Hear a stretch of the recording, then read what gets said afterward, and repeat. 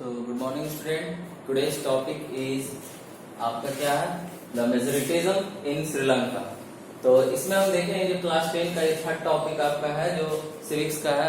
Chapter 1 का। इसमें हम देखेंगे लास्ट क्लास में जो क्लासिफिकेशन हमने देखा था कि किस तरह से कंपोजिशन था आपका बेल्जियम में और डाइवर्सिटी थी बेल्जियम और श्रीलंका में। तो इसमें देखिए मेजोरिटिज्म इन श्रीलंका, जो मतलब कि ज्यादा संख्या में जो बहुसंख्यक लोग हैं वो किस तरह से अपने प्रभाव को इम्पोज करती है, श्रीलंका में थोपती है। और सभी जो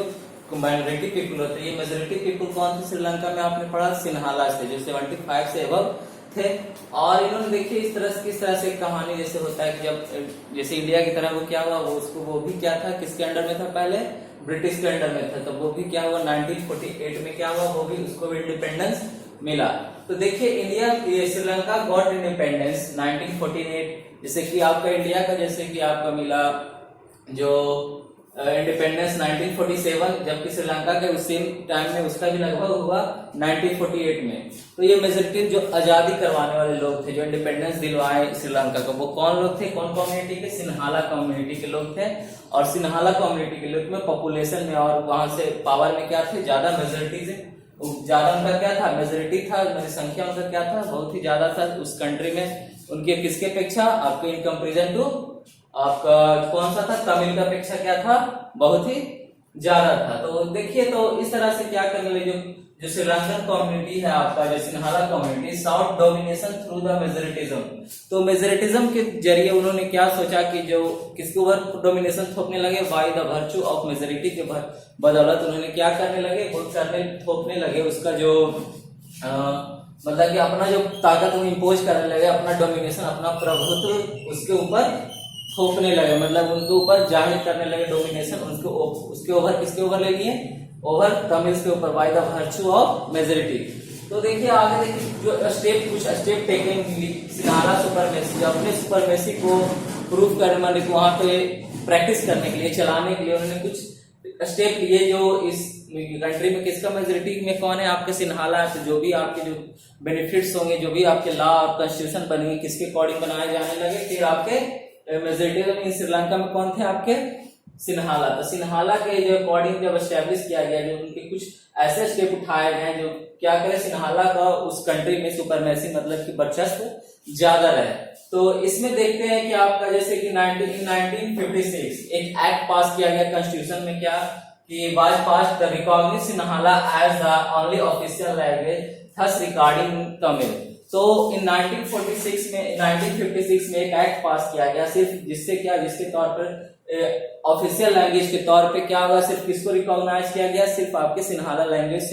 जो सिन्हाली लैंग्वेज बोला करते थे उसको रिकॉग्नाइज किया गया, सिर्फ उसको मान्यता दी गई। जबकि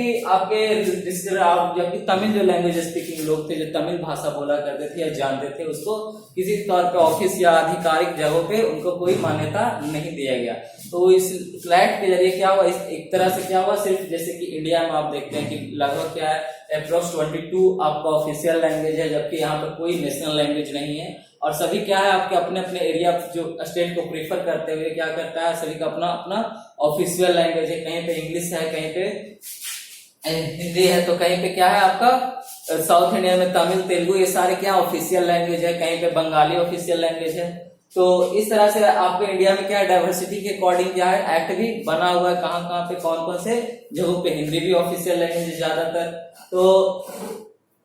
इंडिया में लगभग क्या सभी भाषाओं में क्या किया गया, उसको मान्यता दिया गया। लेकिन जबकि श्रीलंका में आप देख रहे हैं क्या, is recognize only Sinhala as the official language, लेकिन जबकि रिगार्डिंग किसको किया गया, तमिल को अनदेखा, इसको इग्नोर किया गया। तो आगे देखते हैं Sinhala where taken favour in university and government job. जो वहां पे जो आफ्टर द जैसे कि मेजोरिटी जो पास किए, मतलब कि कानून बना और उसको जो उसके अकॉर्डिंग जो सिन्हाले लोग थे, जो सिन्हाला बोला करते थे, उससे कम्युनिटी जो बुद्धिस्ट लोग थे, उनको जो गिवन फेवर दिया गया किसमें, यूनिवर्सिटी के एडमिशन करने में, यूनिवर्सिटी में दाखिला लेने या यूनिवर्सिटी में एजुकेशन प्राप्त करने के लिए फेवर दिया गया, सपोर्ट। और गवर्नमेंट जॉब में भी उन्हीं को पहले दिया गया फेवर, तब जाके आपको। तो सबसे पहले जो फेवर आपका किसको दिया गया, Sinhala were given favour in the university and the government job also. तो इसमें और जबकि इसमें भी क्या किया गया, तमिल को भी इग्नोर किया गया, अनदेखा, उसको साइड किया गया। तो और आगे देखते हैं बुद्धिज्म। जो बुद्धिज्म कौन लोग थे आपके, जो आपके सिन्हाला लोग क्या थे, बुद्धिज्म से, और कुछ क्रिश्चियन थे। तो इसमें Buddhism was favoured and the special given to protection constitutionally. और देखिए जो बुद्धिज्म लोग थे सिन्हाला, उनको भी क्या फेवर्ड किया गया और उनको स्पेशल प्रोटेक्शन, एक स्पेशल संरक्षण दिया गया संवैधानिक तौर पे, कॉन्स्टिट्यूशनली जो वहां पे क्या था, एक उनको स्पेशल पावर दिया गया, स्पेशल प्रोटेक्शन दिया गया। तो इस तरह से देखिए सारा जो बेनिफिट किसको, जो लॉ वहां पे बना आफ्टर इंडिपेंडेंस और कानून जो कॉन्स्टिट्यूशनली वाला, वो सारा किसके फेवर में था, बुद्धिज्म, सिन्हाला, और ऑफिशियल लैंग्वेज भी किसको किया गया, सिन्हली को। तो इस तरह से सारा जो फेवर किया गया, सिर्फ सिन्हाला जो सारा जो बेनिफिट्स मिल रहा था वो कौन गेट कर रहा था, सिर्फ सिन्हाली लोग। तो आगे देखते इस तरह से क्या हुआ, जब ऑल दिस बढ़ता गया, दिस ऑल ये सारी चीजें जब बढ़ती गई सिन्हाला के प्रति, तो तमिल को क्या फीलिंग होने लगा, the feeling of annihilation among the Tamil. तो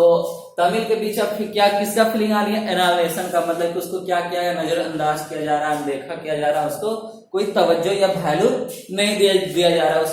सोसाइटी। जैसे सपोज आपका जैसे कि दो सब्जेक्ट के लोग हैं, कोई इंग्लिश और हिंदी पढ़ रहे हैं, तो मतलब कि आपका साइंस और आपका सोशल साइंस पढ़ रहे हैं, तो साइंस वाले जो स्टूडेंट होते हैं उनको ज्यादा मतलब कि रिगार्डिंग किया जाता है, उसको ज्यादा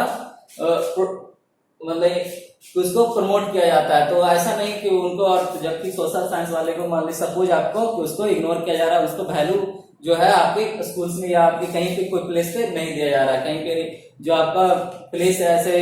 तो उसको जो सोशल साइंस का स्टूडेंट को कम वैल्यू दिया जाता है, जबकि साइंस वाले को ज्यादा मतलब कि माइंडेड समझा जाता है। तो ऐसा ही हो रहा था। तो दोनों में क्या फीलिंग आ रहा था, कहने का मतलब आपका एनालिसिस का फीलिंग आ गया, उनको किया गया मतलब कि बढ़ता गया जो फीलिंग था, इंक्रीज ऑफ एनालिसिस क्या था, फीलिंग मतलब कि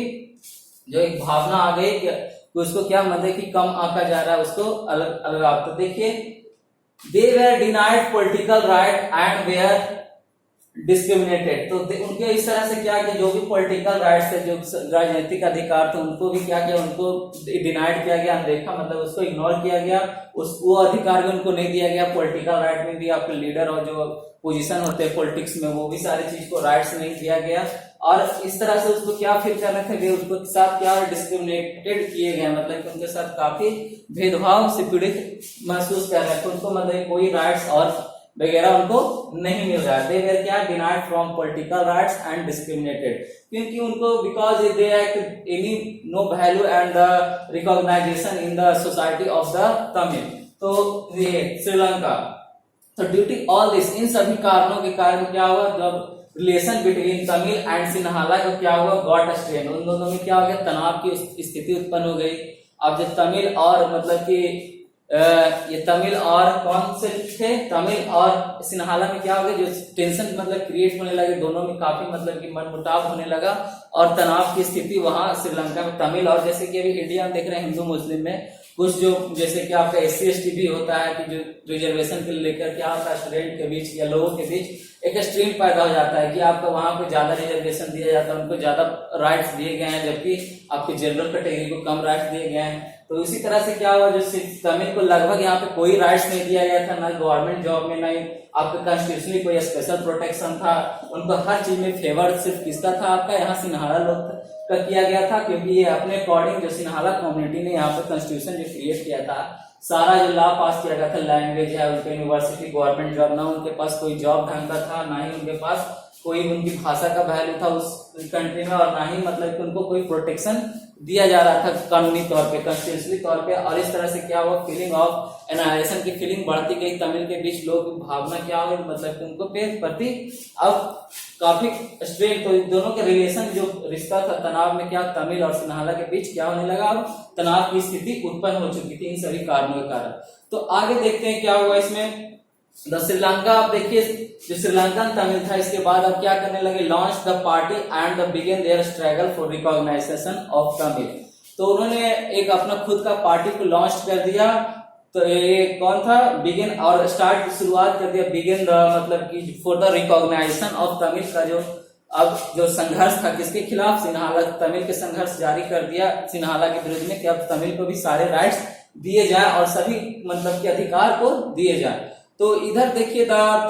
जैसे कि तमिल को वो भी क्या, जब स्ट्रगल उनका किसके प्रति था, वो क्या चाहते, दे वांट कि आपका ऑफिशियल लैंग्वेज, तमिल को एज ऑफिशियल लैंग्वेज को डिक्लेयर किया जाए, तमिल को भी आपका ऑफिशियल लैंग्वेज डिक्लेयर किया जाए, and the regional autonomy and equality opportunity in securing education and job, और जॉब और एजुकेशन में उनको भी क्या एक मतलब कि इक्वल अपॉर्चुनिटी दिया जाए, मतलब कि उसको फेवर ना किया जाए, सिन्हाला को सभी को इक्वल अपॉर्चुनिटी उस कंट्री में दिया जाए, जॉब हो चाहे आपके कोई भी यूनिवर्सिटी एजुकेशन में और जॉब्स में दिया जाए। तो आगे देखते what the demand for more autonomy provinces populated by Tamil was repeatedly turn down. तो लेकिन आपका देखिए, लेकिन उसके डिमांड जो थे, जो ज्यादा मतलब कि ऑटोनॉम जो क्या होने लगे, मतलब कि population provinces populated by Tamil जो था रिपीटेडली क्या हो धीरे धीरे एकाएक क्या हो बहुत तेजी से टर्न गिरने लगे, जो संघर्ष था। इसका देखिए कारण क्या था, वाई 1980 में क्या हुआ था, 1980 में आपका 1980 में देखिए several political party organisation were formed, तो इसमें बहुत सारे पॉलिटिकल पार्टी का निर्माण हुआ, सेवरल पॉलिटिकल पार्टी का फॉर्मेशन हुआ, जिससे क्या हुआ डिमांडिंग, उनका डिमांड था कि इंडिपेंडेंट तमिल इलम state in northern and the eastern parts of Sri Lanka, जहां पर पॉपुलेशन मेजोरिटी आपकी तमिल लोगों की है, वहां पे क्या किया जाए, उसको स्वतंत्र किया जाए, वहां पे उसको मतलब कि अपना एक अलग स्टेट दिया जाए। इलम होता है सिन्हाले ये तमिल लैंग्वेज में, जिसको अपना राज्य के लिए वो डिमांड करने लगे कि जहां पे साउथ श्रीलंका आपका ईस्टर्न पार्ट ऑफ श्रीलंका में जहां पे तमिल का पॉपुलेशन था, और आपके इंडिपेंडेंट जो आपके और नॉर्दर्न श्रीलंका में उसको क्या किया जाए, इंडिपेंडेंट किया जाए वहां पे, और एन इंडिपेंडेंट तमिल वहां पे तमिल स्टेट को दिया जाए। वहां पे क्या होंगे, सारे जो ऑफिशियल लैंग्वेज होंगे तमिल के होंगे और सभी तमिल के अकॉर्डिंग काम होगा। तो वो स्ट्रगल उनका किसके प्रति था, उनको इक्वल जॉब्स और यूनिवर्सिटी चाहिए था, जॉब्स और एजुकेशन चाहिए था, और जो तमिल एरिया है जो जहाँ पे तमिल का मेजोरिटी उसको इंडिपेंडेंट करके उसको अलग स्टेट दिया जाए, वो डिमांड करने लगे। तो इस तरह से इस तरह से क्या हुआ, डिस्ट्रस्ट की भावना, मतलब अविश्वास की भावना उत्पन्न होने लगी किसके बीच, बिटवीन दो कम्युनिटीज, कौन कौन से थे, श्रीलंका और ये सिन्हाला और तमिल। तो तमिल तो इसके बाद तो काफी मतलब कि ये जो विवाद था, कॉन्फ्लिक्ट पूरे एरिया में वाइड स्प्रेड पूरे देश में फैला, और जिससे क्या हुआ कि ये धीरे देखते देखते क्या एक रूप ले लिया, सिविल वार का एक रूप ले लिया, turn into civil war, and the thousands of people both the communities have been killed, दोनों कम्युनिटीज के जो मतलब कि हजारों की संख्या में लोग मारे गए, दोनों आपस में क्या हो गया, युद्ध होने लगा। मतलब कि यहाँ पे जैसे हिंदू मुस्लिम होता है, इंडियन जो सिविल वार करने का मतलब क्या, कंट्री के इंटरनल पार्ट में जो भी कॉन्फ्लिक्ट्स या स्ट्रगल या फाइट होते हैं उसको सिविल वार कहते हैं, और दो कंट्री के बीच होता है उसको वार कहते हैं। लेकिन कंट्री के भीतर ही दो कम्युनिटी या दो स्टेट के बीच अगर कोई इसी तरह के किसी टॉपिक्स पे अगर फाइट होता है या लड़ाई झगड़ा होता है और बहुत बड़े पैमाने पर होता है, तो जिसमें काफी नुकसान होता है, तो उससे क्या होता है, सिविल वार कहते हैं। तो आगे देखिए, many families were forced to leave the country and as refugee many more lost their livelihood, और देखिए बहुत सारे जो अनेक परिवार यहाँ से क्या हो, घर से बेघर हो गया, घर और देश छोड़ने पे मजबूर हो गया, और रिफ्यूजी के तौर पे दूसरे देश में मतलब कि वो क्या करने लगे, अपना बसेरा ढूंढने लगे, जैसे कुछ लोग इंडिया भी उस समय आ गए थे। तो आगे देखते हैं इसमें यू हैव, देखिए तो Sri Lanka excellent record of economic development, जैसे कि आपने पढ़ा था क्लास 10 में कि आपका यहाँ पर देखिए, तो इस तरह से एजुकेशन हेल्थ में इन्होंने काफी सारे डेवलपमेंट किए, लेकिन but the civil war cause, civil war के कारण क्या हुए, उनके जो सामाजिक सोशल और आपके कल्चरल और economic life of the country का जो काफी बैकवर्ड चला गया, जब उनके बीच सिविल वार हुआ तो और भी वो क्या हो गए, पीछे चले गए। मतलब कि जब नुकसान वार जब भी होता है क्या होता है, चीजों का डिस्ट्रक्शन होता है, बर्बादी होता है, और वो मतलब वो हमेशा क्या होता है, लॉस ही देता है। किसी प्रकार का कोई लड़ाई झगड़ा या वार जब होता है, कोई बेनिफिट्स किसी कंट्री को नहीं होता, किसी को ज्यादा होता है, किसी को कम होता है। तो इस तरह से क्या हुआ कि मेजोरिटीज इन श्रीलंका से की जो डोमिनेशन चक्कर में क्या हुआ, लोगों में गुस्सा आ गया तमिल में, और वो अपना राइट्स के लिए इसके स्ट्रगल करने लगे, और अपना पार्टी अपना मेजोरिटी मतलब कि लॉन्च करके वो फिर क्या किया, इसके अगेंस्ट फाइट वार का अनाउंसमेंट कर दिया। दोनों के बीच झगड़ा हुआ और काफी इसमें लॉस हुआ, जो डेवलपमेंट हुए थे बहुत पीछे चले गए, सोशल इकोनॉमिक और कल्चरली तौर पे बहुत काफी पीछे चले गए। तो ये टॉपिक यहाँ पे मेजोरिटी इन श्रीलंका। और नेक्स्ट टॉपिक हम देखेंगे accommodation in Belgium. Next topic हम देखेंगे बेल्जियम में किस तरह से ये सारी चीजें हुई थी। Thank you.